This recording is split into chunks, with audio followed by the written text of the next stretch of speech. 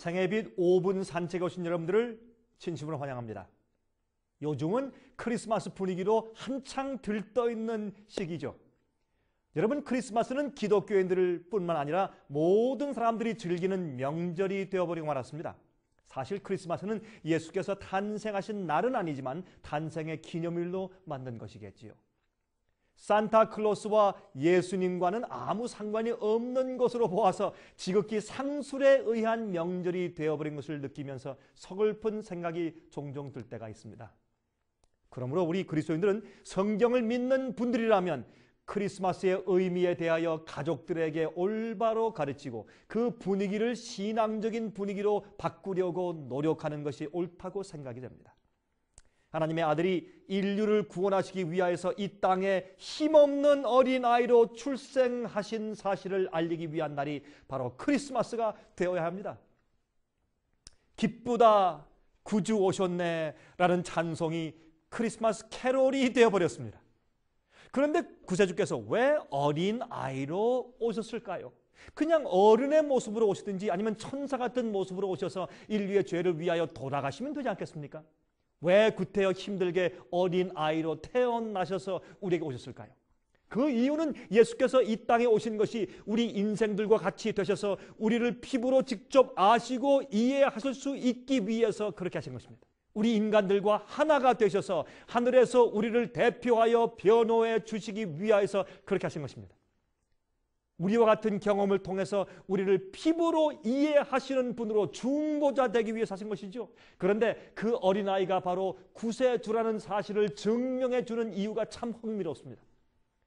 여러분, 베들레헴에 나타난 천사가 양을 치고 있던 목자들에게 다음과 같이 말했습니다. 누가복음 2장 10절부터 12절까지죠.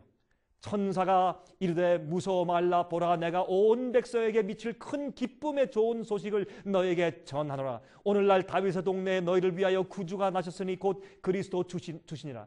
너희가 가서 강보에 쌓여 그 위에 누인 아이를 보리니 이것이 너에게 표적이니라 하더니 그랬습니다. 그 아기가 하나님의 아들 메시아인 표적이 무엇이라고요? 그 아이를 싸서 누인 강보를 보면, 그 강보에 쌓여 누인 아이를 보면 그 표적이라고 했습니다. 여러분, 아이를 싸서 누인 강보는 그 당시 가난한 자들이 쓰던 값싼 걸레라는 뜻입니다. 그리고 그 하늘의 왕께서 말이죠, 하나님의 아들 그 왕께서 말과 소가 먹이를 먹는 밥통 속에 누워 계신다고 말했습니다. 그것이 하나님의 아들 메시아라는 증거였습니다.